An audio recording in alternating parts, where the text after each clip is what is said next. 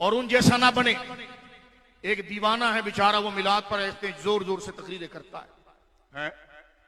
अपनी खातिर बनाया आप है, उसको यही मजमून समझ में नहीं आया। पहले वाबियों के पीछे नमाज पढ़ा रहा था, हमने दुम पर पांव रखा तो फिर तौबा की उसने। मैंने कहा लगता है फिर आपको नफ्सियाती मर्ज बढ़ गया है। हम सिर्फ इशारा देना चाहते हैं, बोलना जरा तमीज से। कहते जी बाहर शरीयत आलिम बनाने वाली किताब है, ये हटा दो। मैंने कहा तू इतवार में पढ़ाकर मुफ्ती बनाता है, शर्म नहीं आती? और बाहर शरीयत की किताब पर हमला, और इल्म बेचारे का इतना है। मैंने कहा मौली साहब हमारी शागिर्दों से अकीदा पढ़ो, आपको अकीदा नहीं आता है, मानो इस बात। कहते हैं जी अबू बकर सिद्दीक की अफजलियत का अकीदा जमहूर है। मैं उनके शागिर्दों से पढ़ता हूं कि तुम आओ, आला हज़रत की दहलीज पर आओ, उस फिक्री मोतजिली को छोड़ो। उस बेचारे को पता ही नहीं, उसका नफ्सियाती है कि मैं बहुत बड़ा शेखुल इस्लाम हूं। मैंने कहा तुम नहीं हो, अपने जूते में आ जाओ, आपको आपकी नफ्सियात मार रही है, आप में वक़्त नहीं है, आपको पता ही नहीं। कहते जी सीना तान कर कहते हैं हम रसूलुल्लाह के जन्नत रसूलुल्लाह की। तो अबे मुफ्ती इसमें कौन सी गलत बात है? मैं तो सिर्फ आना नहीं चाहता इस पर, क्योंकि जब आते हैं हम ना तो फिर मुकम्मल करते हैं काम। आपको सिर्फ इशारा दे रहे हैं, अपनी बोली पर तवज्जो कर ले और समझ जा, ये एकेडमियों के नाम पर जो तूने धंधा शुरू करा है ना सुन्नियों को ढीले करने का, तो इंसान का बच्चा बनकर बिल्कुल ठीक हो जा। हम सिर्फ इशारा दे रहे हैं कि तमीज से, कभी सैयदना सिद्दीक अकबर की अफजलियत के लिए गलत मसला, कभी सरकार की शफात के लिए गलत मसला, कभी मिलादुन नबी के लिए गलत तशरीह, गलत ताबीर। मैंने कहा उनके इसलिए मैं कहता था कि देव की दोस्ती अच्छी नहीं, टीवी की मोहब्बत में वहाबियों की दलाली ना कर, पूरा सुन्नी टीवी पर भी बन और बाहर भी बन। लिहाजा यही पैगाम तेरे और तेरे कारिंदों को दे रहा हूं। लिहाजा हम इस तरफ नहीं आना चाहता तो मैं उस मौजू पर तुझे बिल्कुल साफ करता, लेकिन मैं इशारा दे रहा हूं अपनी जुबान को संभाल ले। तुझसे तो हुजूर के इल्म गैब पर भी बात करनी है हमने कि तू हुजूर को आलम नहीं मानता, अल-आयाज़ु बिल्लाह। वही अकीदा जो बरहन कातिया का है, हमने तो ये भी बात करनी है। हमने तो ये भी बात करनी है कि अफजलियत अबू बकर सिद्दीक को तुम जमहूर कहते हो, जबकि वो इजमाई कती अकीदा है, पढ़ाते आला हजरत के नाम पर हो, और 6-6 महीने के मुफ्ती बनने से बेहतर है सुन्नी बनकर घर में ही रहो भाई। तवज्जो है आपकी? लिहाजा जलसों में गला फाड़ने के बजाय कुछ पढ़े मुफ्ती साहब, पढ़े। तकरीर आपका शोभा नहीं है, आपको अकीदा बताना आपका काम ही नहीं, और आप इन चीजों को छोड़ दीजिए। आपको तो आला हज़रत का जुज़विया इसलिए समझ में आया कि नमाज किसके पीछे पढ़नी है, तो घुटना टेक कर अकाबिर के सामने माफी मांग लिया आपने। तो लिहाजा हम सिर्फ ये कहना चाहते हैं कि चुप करें आप। सिर्फ हमने झटका दिया था तो बगैर मुनादरे के माफी हो गई थी। लिहाजा हम आपकी खिदमत में फिर कहना चाह रहे हैं कि जो शेर है, ये जो मामलात है, ये तुम्हारा फन ही नहीं है। तुम हो खुश्क दिमाग के, तुम्हें क्या पता इश्क क्या होता है, ताबीरात क्या होती है, जिस तरफ आप जा रहे हैं वो हैसियत क्या होती है। खैर आगे चलिए। ये सारा जख्म कब लगता है? जब बंदा अगलों से अगियार से मुतासिर हो। ये अगियार से मुतासिर होने की चीजें हैं, तवज्जो है। ये अगियार से मुतासिर फिक्री सुलह कुल्लियत है, और इसी से धंधा फिक्री मिनाजी भी बनता है। तो ये फिक्री सुलह कुल्लियत है। आप खतरनाक वादी में दाखिल हो चुके हैं, अपने आप को रोकें। इमाम अहमद रजा जैसी शख्सियत कौन सी है मेरे दोस्तों बुजुर्गों, जरा तवज्जो रखिएगा। ये वो हस्ती मुबारक है कि सिर्फ ये खुदा के दुश्मनों से बचाती ही नहीं, बल्कि उनके करीब जाकर बंदा हो हमारा लेकिन फिक्र उनकी रखे तो उस रेड लाइन से भी बचाती है, क्योंकि खरबूजा खरबूजे के साथ बैठकर रंग बदलता है। इसलिए बदमजहब की सोहबत, उसकी किताब, उसकी दिलचस्पी उसके आगे देकर ललचाना अच्छी बात नहीं है।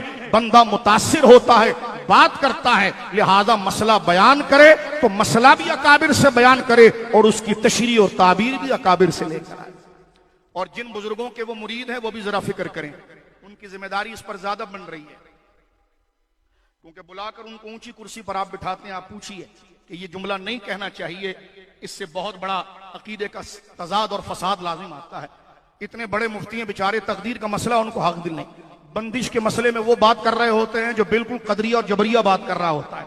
आपको नहीं आता अकीदा, आप अकीदा सीखें, आप किस हद तक जाकर बात को निपटाते हैं। लिहाजा मैं ये कहना चाहता हूं कि जो तोलबा ऐसे शख्स के पास जाने से रुकें, ऐसे मशकूक और मरीज जहन से पढ़ना अपना अकीदा खराब करना है। लिहाजा ऐसे शख्स से ललचाकर इल्म उससे हासिल करें, इल्म उससे हासिल करें कि जिसको अहले सुन्नत का नज्म और तवाजुन और बैलेंस पता हो। और ये कोई खिलाफ वाक़े तकरीर नहीं, ये फिक्र इमाम अहमद रजा की बात हो रही। मोहम्मद अली मुंगेरी भी खुद को सुन्नी कहता था, तवज्जो है आपकी। वो खुद को सुन्नी ही कहता था। इमाम अहमद रजा के इख्तिलाफ की वजह क्या बनी? वो गलत तशरीहात बनी। अल्लाह अकबर। अब बात मसाइल तक नहीं रही है। मैं उनके कारिंदों को कहना चाहता हूं, बात अकीदा तक पहुंच गई है। यहां दुनिया से रावजियों से जंग हमारी अफजलियत के मसले पर है। तू दीवाना आदमी, तू उसको जमहूर कहता है, कल जाकर तू कहेगा ये तो मसला ही लिगैरी ही है, ये तो जरूरत के एतबार से बन गया, फी नफ्स ही कोई चीज नहीं है। तो ऐसे कमजोर और मरीज जहन से पढ़ना, ये तो बंदा अपनी आखिरत को तबाह करेगा कि न जाने वो क्या पढ़ा रहा है। लिहाजा मेरे दोस्तों, अब मैं बात पर दोबारा आ रहा हूं, तवज्जो के। ये उसकी तशरीहात है, ताबीरात, और आप सामने इस मसले को हम जो जिक्र कर रहे हैं, इस बात पर जरा गौर कीजिए। जो 4-4 करोड़ रुपए देकर उनका कर्जा माफ करा रहे हैं, उन एनजीओ को भी सोचना चाहिए कि किसको पाल रहे हैं आप। हाजियों का कर्जा आप उतार रहे हैं, ये ज़कात तुम्हारे बाप की थी, तो लिहाजा आप भी फिक्र करें। जब चंदा देते हैं तो फिर देखें भी कि पढ़ाया क्या जा रहा है, बोला क्या जा रहा है। आप भी ये रहें, ऐसा ना हो कि आप पर बोलना हम पर वाजिब हो जाए। हम सिर्फ ये बातें कर रहे हैं, और ये बात करना हक है। जब माशरे में अकीदे की खराबी की बात आ जाए तो शरीयत अमर बिल मारूफ और नही अनिल मुनकर को वाजिब करती है, नफसानी ख्वाहिश नहीं। उस वजूब के बात पर बात कर रहे हैं। नाम इसमें तफजील होने से कोई इसमें तफजील नहीं हो जाता। लिहाजा हमारी किताबों में मुबालगा और इसमें तफजील की तारीफ अलग अलग लिखी गई है, उसको हजरत दोबारा पढ़ लें और मौजूदा उलमा के अंदर अपने मकाम को समझकर अपनी खाल में वापस आ जाएं। आप नहीं हैं बड़े, इस बात को कबूल करें। हमें एतराफ है कि हम बड़े नहीं हैं, इसलिए जब भी बयान करते हैं तो बड़ों के ऊपर सहारा रखकर ही बयान करें। लिहाजा मेरे दोस्तों बुजुर्गों, इसको मुखालिफत समझने वाला मुतासिब होगा या उसके दिल में, क्योंकि कुएं से जब तक कुआं पाक नहीं होता, जब तक वो नजिस चीज ना निकाली जाए, बंदे की मोहब्बत अकीदे के सामने आ जाए, ये बकवास करना कि आलिम बनाने वाली किताब नहीं है। मैंने कहा तू सिर्फ इतवार को पढ़ाकर मुफ्ती बना सकता है, तो तू खुद जो फतवा बारे शरीयत से दे रहा है, शर्म नहीं आ रही कि तूने वहां से सारी किताबों को समझा है? अकाबिर की किताबों की ताबीर ये होगी, इस पर भी बात कही जाए कि चुप रहो। इंतहा यहां तक पहुंच गई है कि जनाब ऐसा अकीदा पनाने वाला शख्स, इससे तदरीसी खिदमत लेना जायज नहीं हो सकता कि आए दिन जो अकीदे की इतनी कमजोर बात कर जाए, उलमा और अकाबिर को इस पर खामोश नहीं रहना चाहिए। न जाने अंदर खाते में लोगों को और बच्चों को क्या पढ़ाया जा रहा हो। और बिलखुसूस ये कहना कि हुजूर को आलम मानना, कायनात में सबसे बड़ा आलिम मानना, ये ईमान और कुफ्र का मसला नहीं है। अबे तेरा दिमाग खराब हो गया या जरूरियात दीन का मसला है? जरूरियात दीन के मसले को तू कह रहा है, और ये तो दयाबना भी मान गए मुहन्नत के अंदर जब आला हजरत ने उन पर पांव रखा। और ये अहले सुन्नत का जरूरियात का मसला है कि कायनात में सबसे ज्यादा इल्म अल्लाह ने जनाब मोहम्मद रसूलुल्लाह को अता फरमाया। इस सतह पर आकर इतनी कच्ची बात करना, कच्ची बात जब निकलती है जब बंदा कच्चा सोचता है, और कच्चा सोचता जब है जब कच्चा पढ़ता है। लिहाजा हम कहना चाहते हैं खालिसुल एतकाद फिर हमारे किसी शागिर्द से पढ़ ले तो पता चल जाए कि इस मसले को इस रवैये से नहीं बयान किया जाता।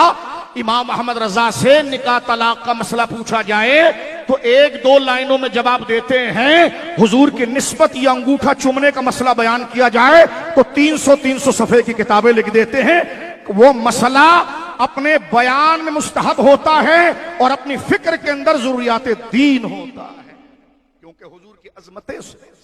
मेरे दोस्तों बुजुर्गों, हमें चाहिए कि अगर हम अपनी आखिरत को दुरुस्त करना चाहते हैं तो आला हजरत जैसी अजीम हस्ती, और आला हजरत से मुराद माअज़ल्लाह किसी के जहन में ये ना रहे कि माअज़ल्लाह वो गरीब नवाज से बड़े हो गए, तो अस्तगफिरुल्लाह। बाज लोग ये भी जहन बना लेते हैं खामखा। आप तो कभी गरीब नवाज का नाम ही नहीं लेते, आप तो आला हजरत ने कभी गरीब नवाज की मनकबत ही नहीं लिखी। तो मैंने कहा तूने ढोल पीट के क्या काम कर लिया? गरीब नवाज की फिक्र पर जिसने पहरा दिया वो इमाम अहमद रजा था। कितना बड़ा इल्जाम और झूठा। मैंने कहा तुम्हारे अंदर बात और है, इसलिए कि इमाम अहमद रजा ने शरीयत में तुम्हें कस कर रखा कि पीर हो तो शरीयत पर चलोगे, मुरीद हो और तुम्हें यह नहीं चाहिए, तुम्हें चाहिए कि यूनिफॉर्म बन के पहनकर पीर बने, बाद में जो चाहे डिंगा मस्ती करें। इमाम अहमद रजा रसूलुल्लाह की शरीयत का वो वफादार है।